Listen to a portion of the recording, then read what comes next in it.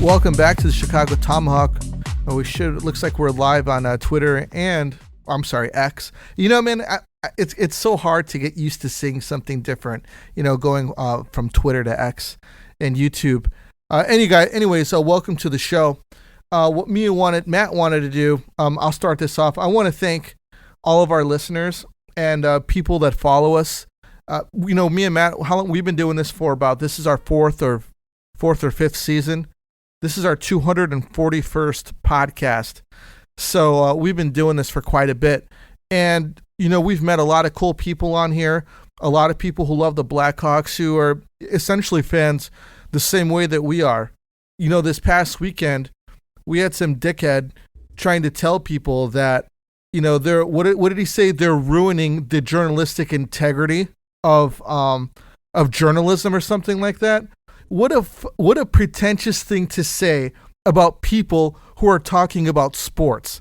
It's not like, you know, we're talking about, you know, like somebody published a paper on how stem cells are improving people with knee injuries or something, you know, or something that's really important. You know, we're talking about hockey, and everybody has a right to get on here or do whatever they want and talk about hockey.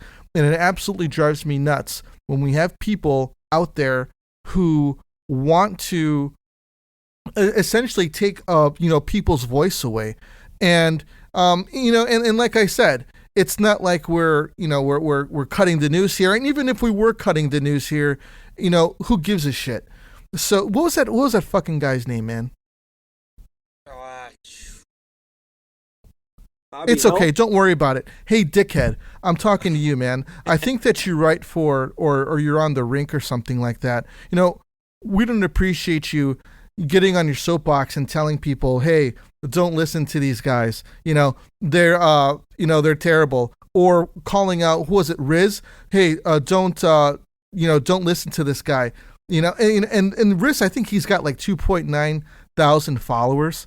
And, you know, it just drives me up a wall when you have these people, these pretentious people who are trying to be gatekeepers in some way, and maybe trying to suck up to, I guess, what you call the, you know, the establishment, which would essentially be like the Blackhawks, and we can call CHGO, you know, right under them, because they typically are, you know, they're kind of like outlet for, you know, Hawks News. They have players on there all the time, you know, and, you know, they have a lot of, I think they're like pretty much the Score, and, you know, they have like a lot of fans, but, you know, we're not telling people don't listen to the Score, you know, so I don't know why somebody else would be coming out telling us not to, you know, telling people not to listen to us.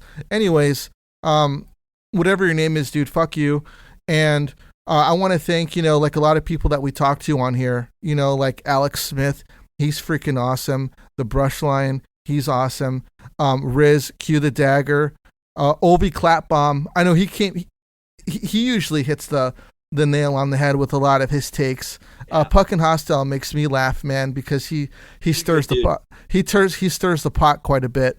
Yeah. And the Ringside General, you know, there's a lot of guys out here that are talking hockey and they're giving good takes, and they're doing their thing. And, you know, I hope these guys continue on doing their thing and keeping at it.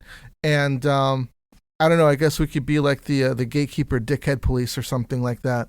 So you know, that's pretty much what I got to say about it. What about you, man?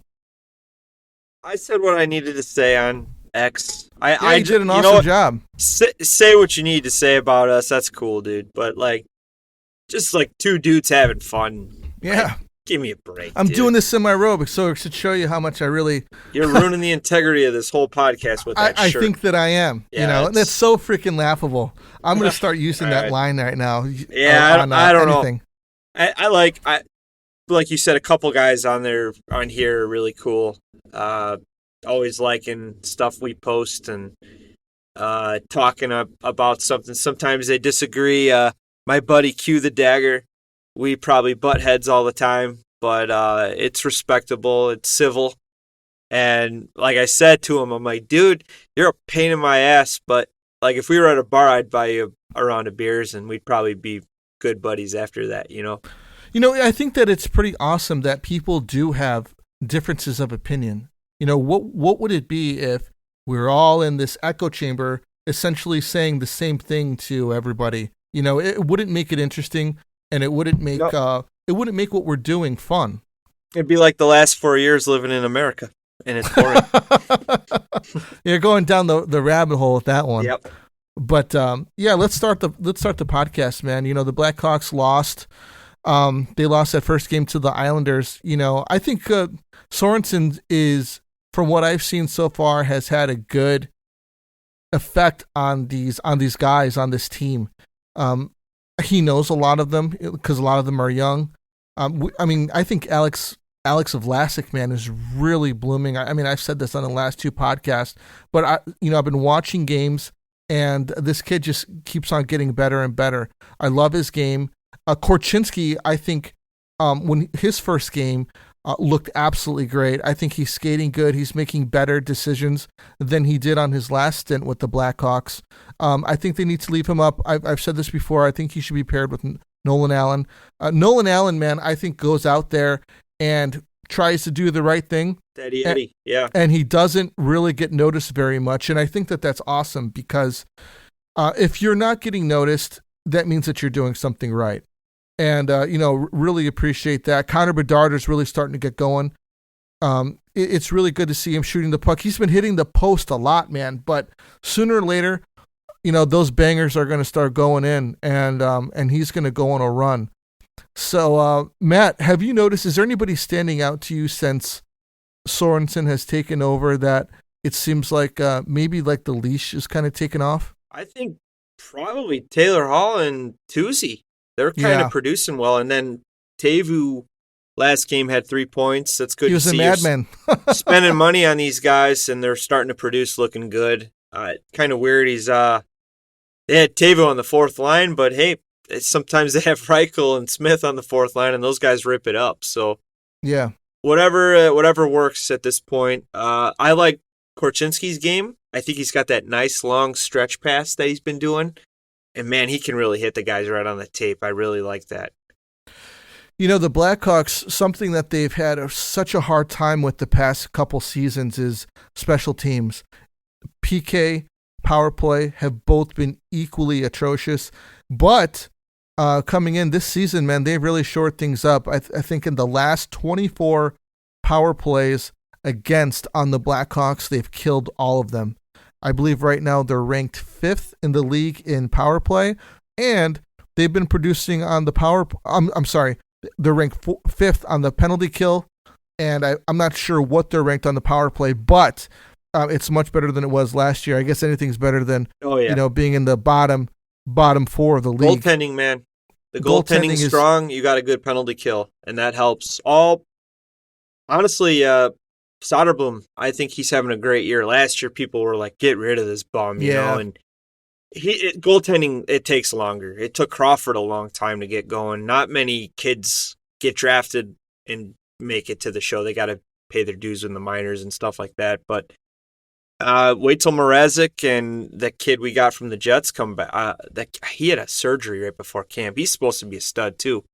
The kid we sent him, I'm blanking on his name. Brossois. Yeah. But Comesso, man, he looked good against Jersey. It kind of sucks you're thrown into the fire against a high-fueled top team. Offensive team. In 40 minutes, the Hawks looked great. They were skating with them. Just kind of fell apart. Jack Hughes kind of took over. That's kind of a good test for him, though, man. It's like, hey, man, this is what a top team in the NHL looks like. Give him a taste for that. I think that was kind of a good idea. Why not? At this point, see what he's got. 40 minutes, he looked good. Maybe even longer than that. It's just that veteran present. Now they're vets. The Devils, they've been together for a while. They're so fast. They took over. They took advantage of all the mistakes, and Hughes kind of took over that game. Nico Hischier looked pretty good, too. Yeah, and that Brett, fast and good defense.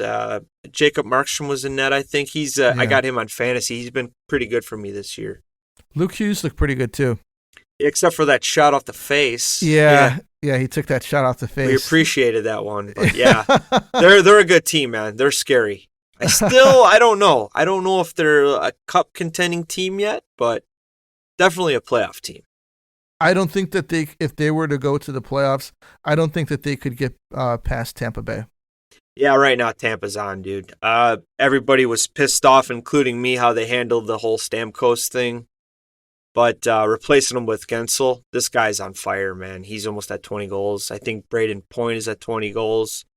Brandon Hagel, the one that got away, I always say, he's ripping it up. He made Team Canada. That's a big deal, man. So, yeah, and Vasilevsky's still the best goalie in the league, in my opinion. Yeah, I think he is, too.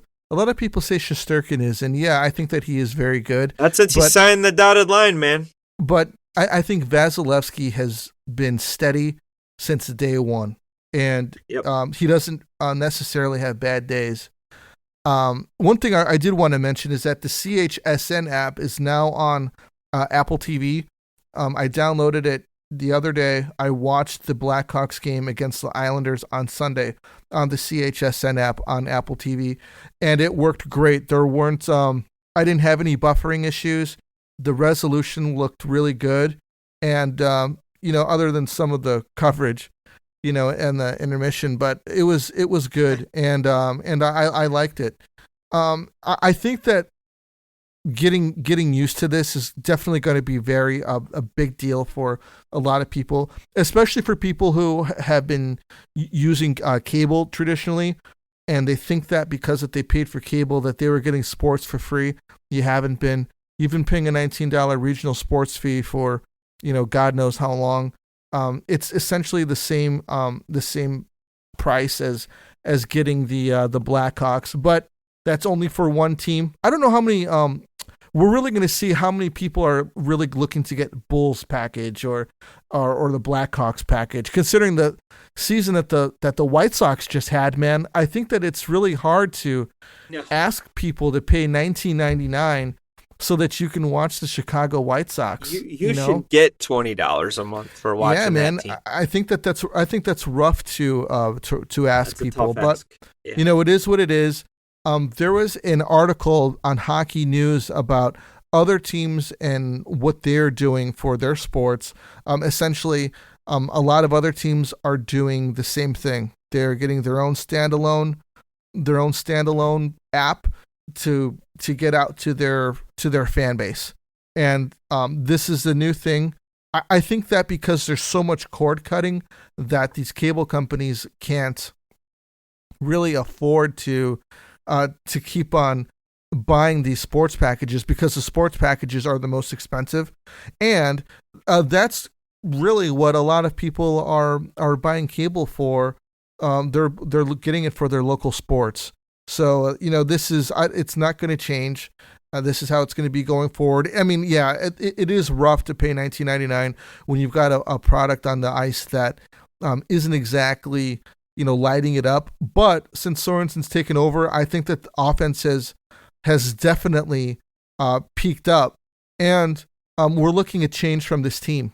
So what do you think, Matt, man? Do you think that there's like what would be like, what do you think a happy medium would be for the consumer, for the Blackhawks? It's been a bad rollout, from them. They should have had all of this straightened out before the season started. Preseason should have been the test run. Yeah, we're 2 weeks into the season, and as of 2 days ago, I just got the app on my Apple TV. Yeah, I mean, what do the Cubs charge? $19.99. That's like the rate now. So yeah, I think the Cubs. I don't have it, but I hear good things. I hear that you could watch. I believe the AAA team. What is it? The Iowa Cubs. Can you watch like prospects and stuff? Yeah, I think so. Yeah, they got like cool features. I don't know what the CSN stuff has. Can I access it any time? Yeah. My thing is, I love the Hulu package. I think it's great. I could watch any team I want except the team I love. It's just that just doesn't make sense to me. So I'm still on the radio. I'm old school. John Weideman and Troy Murray are narrating the game for me in my mind. Yeah, they are. They're absolutely great. It's just one of those things, man, where we're in a changing landscape. Now, and we don't really have much of a choice. Yep, I'm probably sooner or later going to sell out, but right now I'm happy with my Hulu. I'm hoping something gets worked out where somehow ends up on Hulu or whatever. But I've been watching a lot of Tampa. I watched Mackenzie Blackwood's first game last night with the Avalanche. He got a W. That team is back. Yeah, and you know who's back? I think the Edmonton Oilers are back. They're on a heater, I think a 6-game win streak. I think they're playing the Panthers right now. Not sure the score, but that's a big game, big Stanley Cup rematch of last year. Yeah, man, I just I'm sooner or later I'll probably get it. But okay. Yeah, you wish the team was a little bit better for $20 a month. Yeah, I mean, it sucks because, you can essentially get all of the NHL games for $16.99 on Hulu with ESPN and Disney. Yep. And that's for $16.99. But get this, the Blackhawks don't even make up the price, man. The distributor that distributes their feed does. So they don't even have a say in it. Yeah, I just feel like you said, it's been botched. This should have been priority number one with the management. I mean, at one point we were like back in the 90s, like, are we only going to get to watch away games? Now we don't even get to watch any games. So it's one of those things. And I saw a cool tweet or actually it was today. Do you miss home games, the Whites? You know what? It's funny that you mentioned that because I saw that I was with my family. Yeah. And they're like, hey, are the Hawks home or are they away? And I didn't see the center of the ice yet. And I was like, back in the day, they didn't wear red at home. They wore white. Yeah. And they wore red away. And my kid was like, what? Really? That's how I grew up. And they changed that, right? I believe after the lockout of 06 or 05. And they started wearing the darks. I'm like, oh, this is kind of cool. But then I'm like, I kind of miss it. I thought white was always home, Yeah. But I think today is the anniversary, the date they made that decision. Oh, really? So, yeah. So I hate it. I wish they'd go back. I think the whiteouts would be cool at home. Really? Yeah. I like the red, man. The red is so... The red's beautiful, but to me, it was always the black? away. How about they wear black at home? Black was home. That was like the cool, the once in a while you run into a team like Montreal or Detroit, they'd throw the blacks on because the colors were close or something. I don't know what it was, but I just thought I thought white was cool. And you know what? I always see these old videos of really good guys that post old school videos of Roenick scoring the last goal with the small Indian head logo and no NHL emblem on the collar. It just looks so good. And the jerseys were tucked. The guys don't tuck the jerseys anymore. And no, Nazar does. I don't think you're supposed to. I think it's a rule now. You're not allowed to tuck. Oh, really? Yeah, so... Why is that? I don't know. They just want everybody to look the same and no characters. Like, Roenick's back jersey tuck, it looks sweet. He had the high pants on, and Tony Amani had his tucked in. And sometimes his jersey would just blow with the speed. The wind would blow it back, Yeah. I miss those days. Yeah. That's funny. I always wore suspenders. Okay. So I was always like, how does he tuck that in? Because it always pops out for me. But so you were old school. Jeez, you were old school. Yeah, man. I had the old gear. I had a pretty large chest protector, so I had I had to put a Velcro to push it down because I looked like a Ninja Turtle if I didn't. So I'd Velcro it down and I wouldn't look as like poofy. But I would tuck. I used to tuck my jerseys because they were too big. I was like 5'4", 5'6" up until high school, so I would tuck it in. And then, of course, we got you the goalie cut jersey. I'm like, oh, thanks. I'm going to have to tuck it in again. So I've always tucked. Yeah. Yep. So, man, you were mentioned earlier to me about there's a possibility of Nashville tearing it up because there's essentially two teams that are being talked about right now. Not New completely. York. I think they're going to have to. I heard Ryan O'Reilly's name, which I think a lot of playoff teams would love him. He's a face-off guy, penalty kill guy, power play guy. He's a big playoff game guy. He was huge with St. Louis. I just never understood I never understood that signing by Nashville, honestly. And I really didn't understand Stamkos either.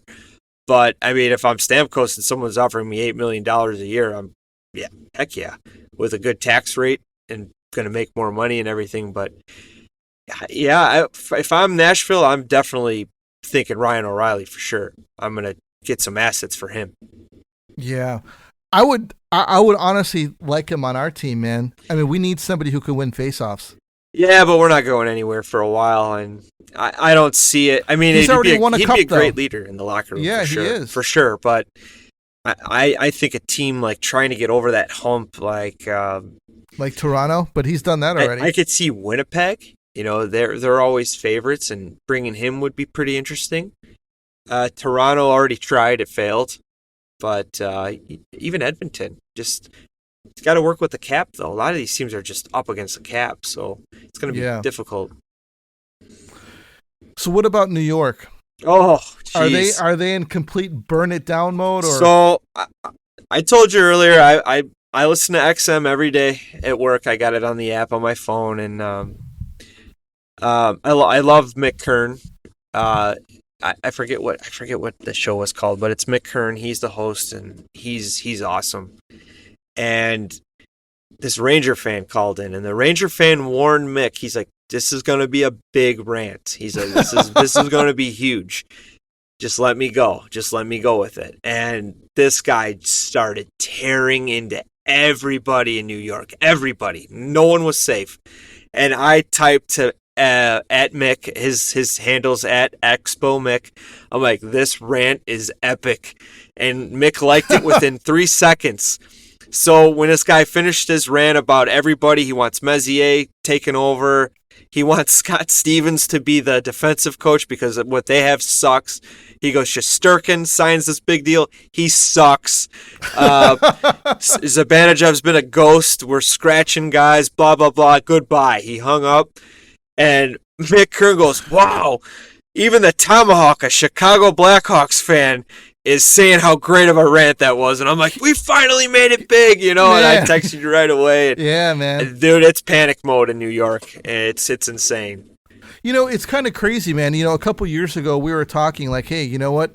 This team doesn't have as much time as they think that they have. They should be in win now mode. And they weren't. You know, they got bounced by the Devils in the first round 2 years ago, which was a complete surprise. Yes, it was. And I mean, nobody expected that to happen, man. That was probably I wonder how the books were for that. When because I personally thought that New York was going to win that, and they didn't, and that was really bad. And it seemed like nothing was stopping Florida last year, nothing at all. No, they were too good. But you know what? I don't get a couple of the moves. Jacob Trouba, love him or hate him, he still would help this team on defense. And they gave him a no-trade clause, and they threatened him with waivers, sending him down, or trade or you're going to get waived. And, you know, he's like, I'm a pro. I'm not going down. You know, I'm not an AHL guy. So they traded him. I thought that they did him a little dirty. If you're going to hand out no trade movements, you got to respect it. He already said no at the beginning of the season. They're like, we got to move you, dude. I understand. Yeah, you got to free up some cap space because you want to pay your goalie big bucks. He hasn't been that good, man, this year. Yeah. He's still a top goalie for sure, but he's just having trouble, and the team defense is not good either. We got a lot of New York buddies on here, and they're always like, yeah, something's going on. And I thought the Lafreniere extension was pretty fair, but a lot of people were unhappy about it. Panarin, we love him. He's a Blackhawk. He was a Blackhawk. We know what he's capable of. He's just getting better every year, but guy can't do it alone. Vinny Trocheck, I liked him. You know, I thought that was a good signing for those guys. Good like a top 1 or 2 center if you need him to bounce, and he could play a little defensively. But I don't know what you do, man. I think the window's closed because if they don't do anything this year, that contract's kicking in with New York next year, and it's gonna probably force a guy out. And I'm assuming it's at Mika Zibanejad, because he's been bad too. I read all these Rangers stuff, and they're very unhappy. It's big panic mode. And the guy even said, "You're making me want to go to the Islanders." I'm like, oh, that's even worse. The mushy middle, like every year is the same with these guys. And you know what they were saying? They're the top-rated face-off team in the NHL. How Rangers? Are they not dominating the game? They have no finishers at all. And Patrick Waugh, did you see him after the game? The Hawks almost came back and won. He goes, back in my day, if you gave up on me like that, I'd break my stick over somebody. And I kind of threw out, you know what? I'd like to see Patrick Waugh get an interview here. I know a lot of people are like, oh, no, stay away from that. That guy's a psycho. But sometimes you need a guy like that. I think he truly believes in his players. He cares about them like Torts. I think he would do good things, and if maybe they're going to keep this guy and do the next man up routine like Davidson's been doing. It's what was it, Colleton, Richardson, and now it wasn't his call on Colleton. That was a Bowman, yeah, but it's like the next man up routine. But right, yeah, I think we need to get an old school guy in here, maybe kind of get some guys, get the most out of the guys. I think this guy's doing a good job now, but clearly he's good with young talent at showing. But you know what? You kind of want those guys in the minors because they set you up when they're ready to go. You just send them up, and it's like, this guy did a great job developing these guys. So right, something I probably like to see. But hey, why not Patrick Waugh? Give him a look. What if the Blackhawks completely turn it around and they turn into, because they were a dog shit team for a long time. What if they turn it around and they become, say, an average team? In other words, they take a step forward. Do you think that Sorensen is that guy, the for now guy, but not essentially the setup man before you get the finisher? Yeah. I don't know, man. I don't know if probably they're not spending a lot of money on coaching. Usually this is like the third coach in a row where it's been his first ever experience. So yeah, I don't know, man. I think I'd like to see the Hawks kind of take the next step. Maybe sign a good coach, experienced coach, or somebody who's got a different vision and can get more out of the players. And I'd like to see him spend at July 1st next year for sure. If not, bring in a guy. I don't know if you guys remember Dale Talon. He would stockpile draft picks, and one year he made a big trade. He traded Mark Bell for Marty Havlat. I think it was a 3-way trade with Ottawa and San Jose. But Havlat was electric, man. Getting a guy like that at the time, that was like that was a big deal for the Hawks. And I think Davidson should start considering, hey, I gotta help this team. I got young guys coming up, but you still need more skilled guys. Preferably young skilled guys that aren't getting the chances on the team that they're on now, or just not need a change of scenery type of thing. But even if Mitch Marner makes UFA status, if Toronto's crazy enough not to re-sign him, I'd be in all over this guy because I have him on fantasy. He is ripping it up for me this year. What if, we've been saying this for years, what if they get bounced in the first round this season? The Maple Leafs? Yeah. It could happen. They've been doing the same thing every year. They're just relying on those big dogs to bail them out. But, I feel the goaltending, it's good. It's way better. The team defensively is better. I just don't agree with bringing in a goalie that was a backup on a Stanley Cup winning team every year and hoping he's a starter. Nothing against Stollarts. He's a good goalie. I just think in the playoffs it's a different animal. And if you run into Tampa, you're fucked.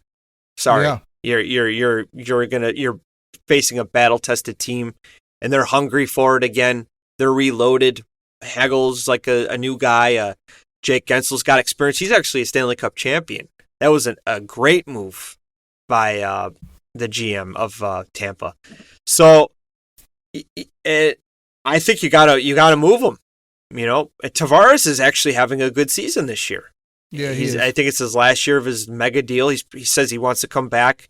Maybe they'll get him cheaper and they can work out Mitch. But I don't know. Something's got to change because I don't know how long those fans are going to hold off for.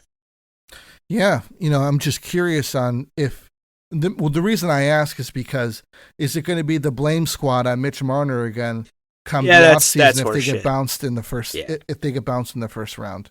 And is he going to be like, you know what, fuck this, I want to get out of here. I think they like Berube. I think he's an excellent coach. He's a former guy, former role player in the NHL. He was a tough dude.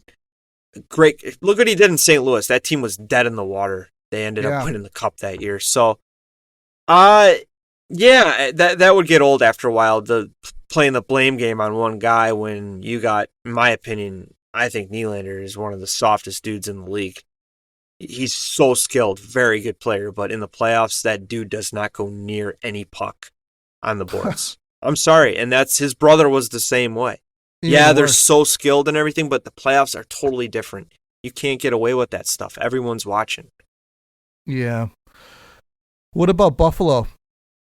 Ooh, a 10-game skid. Oh, jeez, man. I know they got a visit from the owner today, a closed-door meeting with the owner, and I guess the owner said he believes in the team and everybody in this room can get out of this, but it is so hard to come back from a 10-game skid. Like you got to almost win 10 in a row just to get your head above water again. It's a lot of making up to do. I think they're out. I think Detroit's out. And remember the conversation we had? It was Detroit, Ottawa, and Buffalo. Who is going to take the next step? Isn't there one more? It's Ottawa. I think it was East, that division. Okay. Carolina is still, I think they're a good team, but until they figure out the goaltending situation, you got John Gibson dying away in Anaheim. Time to bring that dude over. And people will take you serious. I think that they're such a good team. Coach is awesome. Hot Rod. Their top six is good. Defense, Brett Burns is still a solid defenseman. I just don't know what they're doing with the goaltending. Freddie Anderson, he's good when he plays, but he always gets hurt in the playoffs. It's time. Bring in Gibson. Free Gibson from Anaheim. Get this guy a team. And I think great fit would be Carolina. At this time, even Detroit. Just save him for next year. Get him so no one else gets him type of thing. Because Detroit, I think their season's done. Nashville's obviously done. What a waste. They spent so much money this summer. And the Islanders, another team, like, what are you doing? Every year is the same thing. New York has just been a surprise. I thought the Rangers would be top with, competing with Jersey, but it could change. They're a very good team. The Rangers could get out of it, but who knows, man? It's just been a weird year. Yeah, it has. It has been a weird year. Obviously, Nashville is probably the biggest surprise for me, considering the people that they signed. I think I looked at a stat the other day, and Roman Josi, I think, has 26 points on the season and is a -21. It's not like a Nashville team. Those guys pride themselves on defense. It's just not working.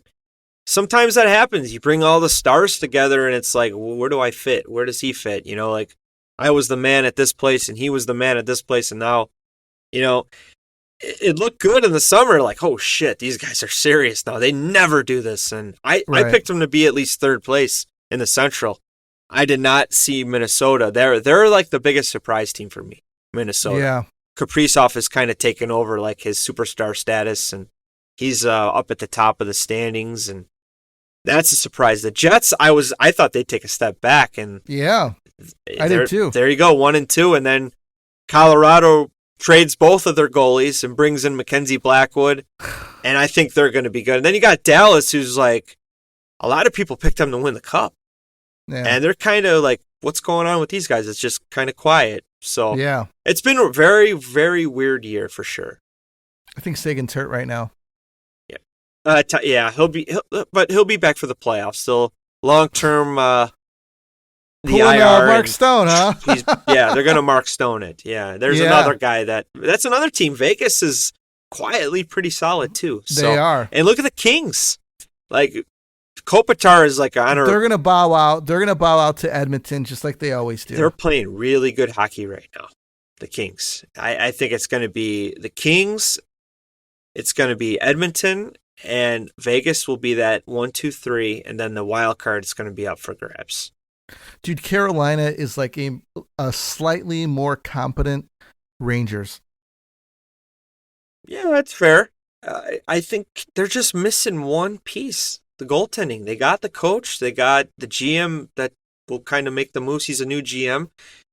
Aho's good. You got Jarvis, who's a superstar in the making for those guys.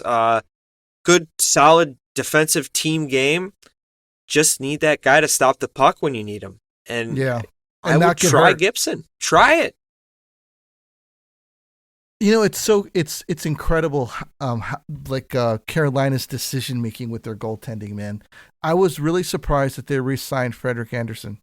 Yeah, and I always blank on the Russian kid Petrinkov.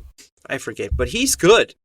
But I seen him take a huge hit, and he was down. It looked like he got knocked out for a second, and they need a proven guy who can start. I don't know how much playoff experience Gibson has, but I've never seen him with a really solid team in front of him.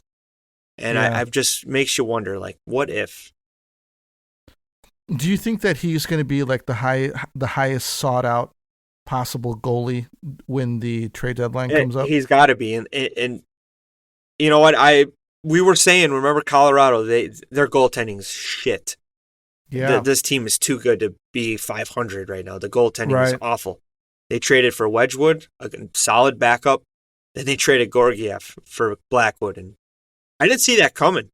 I thought Mackenzie Blackwood's a good goalie. He was good with New Jersey. Even San Jose, that team was like us, rebuilding and pretty much a minor league team. And he's still good. Now he's got Makar, he's got Rantanen, he's got McKinnon, he's got all these guys in front of him, Taves. And he's probably the happiest guy on earth right now. He was getting a lot of action in San Jose. Now he's on a Stanley Cup contending team, a proven winner. He's got to be so excited. I was pretty surprised, man. I thought that they did a really good job of, taking a chance on Georgiev if he could be that number one guy that they wanted when they let Kemper go. And it didn't work out, man. It's kind of crazy. He had a lot of wins last year. I think he won the most wins, but yeah, the playoffs, it was different. Just this year, terrible. Yeah. Well, cool, man. What else you got? Well, like I said, I've been watching a lot of Tampa, and I think, you know what? I think if they're healthy, the way Kucherov is playing, I think Kuch is probably right now number 2 best player in the league.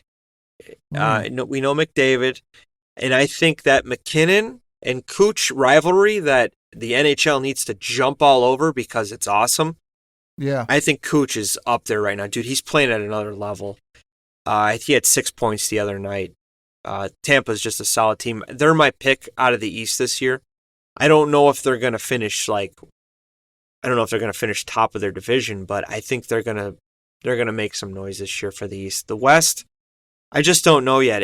I think Minnesota playing great, but it's different when you make the playoffs. It's kind of it's going to be new for them, this squad, The Jets, maybe. I don't know. I think you got to keep that damn Vegas. That I think they're so battle tested too. They could surprise people. But out of the East, I changed my prediction to Tampa for sure. Wow. It's I like Florida. I thought Florida could repeat. They still could. But right now, I see like a 2010 like Hawk team. Like these guys are just on a mission right now, and they walked all over Colorado a couple weeks ago, and Georgiev was in net, but Hagel had 5 points. Everybody was scoring. It didn't even look fair out there, and that's just how they look. Most of the games I watch, it's like, geez, these guys are playing keep away and just walking all over the team. Do you think that Pittsburgh is in a position where they need to completely tear it down as well? You know what? Jay Kahn said this today too on XM. A lot of teams can't do the complete teardown rebuild because they need to fill the buildings. They can't afford to lose money like that. Like St. Louis, they just traded Cam Fowler. He even said St. Louis is a team that won't ever rebuild. They retool. And maybe they're retooling with a guy who's got almost 1,000 games. It's like, okay, I get it if you bring in a young guy and you're trying to kind of change up the ages a little bit, trying to get some young blood in there with some older blood. But a lot of these teams, they don't believe in the full teardown. Should they? Probably yes, Pittsburgh. But, I mean, Sid signed for 3 years. I think Letang signed an extension and Malkin. So you really can't because you got these guys locked up. Bringing Carlson in at the time, I never understood that. Yeah. So when they traded for Carlson, they pretty much said, we're not paying Jake Gensel. And Jake Gensel, look at what he's doing in Tampa. He's took over Steven Stamkos's kind of spot, and he's on pace for 50 goals this year. What I didn't understand is that they already had a Erik Karlsson type of player. Actually, they had a better player than Chris Letang. Yep, I 100% agree. I don't know why you bring in two of the same players. One guy's going to lose power play time because of it, and it's just going to hurt him. He had a good season with San Jose that year. He won the Norris Trophy. I don't agree that a defenseman that's minus 3,000 should get the Norris Trophy, but he did because it's all about points. And I think that award's kind of turning into a joke.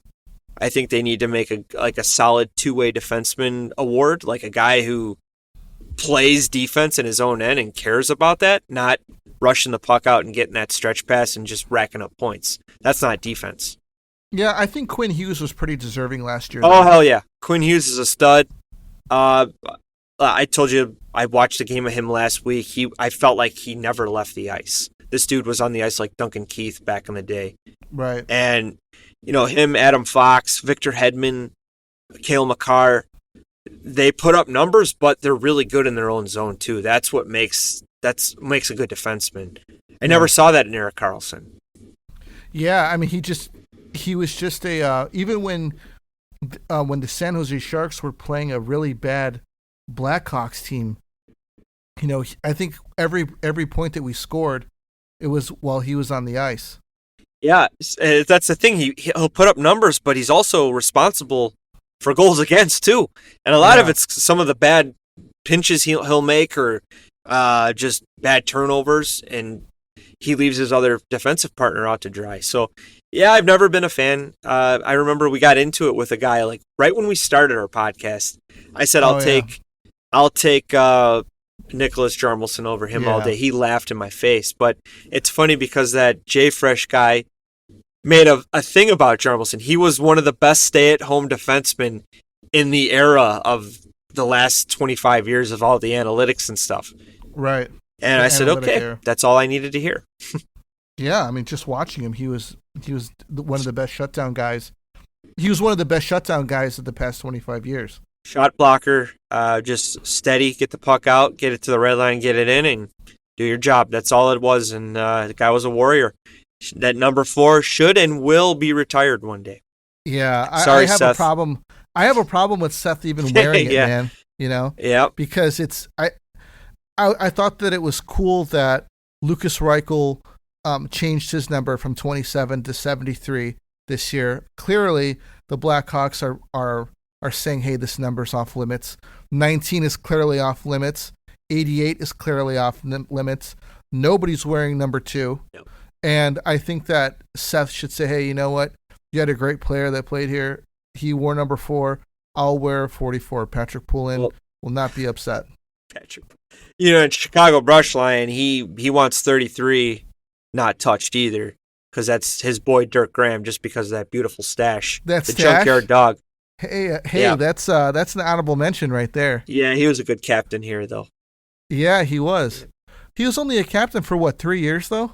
Yeah, Mike Keenan absolutely loved him as captain too. He, I think he took the C from Savvy and he slapped it on Dirk Graham.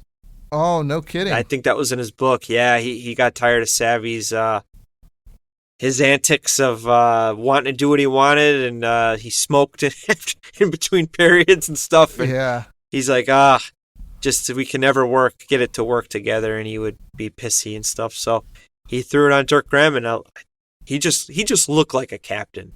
That whole demeanor around him. I enjoyed watching him when I could. I actually met him, and very nice guy too. Super down to earth. Signed my jersey as a kid. That stash was just Tom Selleck-y, man. It looked good, really good. Maybe you can pull off that stash. No. I got the Al Qaeda look going on, and I'm never gonna get at that level. No, maybe another 30 years, it's gonna start turning gray and falling out. So I'll never be at that guy's level. He's a stud. Yeah, no kidding, man. Well, all right, everybody. That's all that we got for you today. We want to thank you for listening, jumping on the or listening to the podcast and our live. We appreciate it. We'll probably be doing this live as we do our podcast, just because it's fun and it gives people on X to kind of do the video thing. We've been kind of staying away from doing video, but I don't know. It's fun. Thank you for listening. If you're a long-time listener, thank you for being a long-time listener. And you guys take it easy. This is the Tomahawk. We're out of here.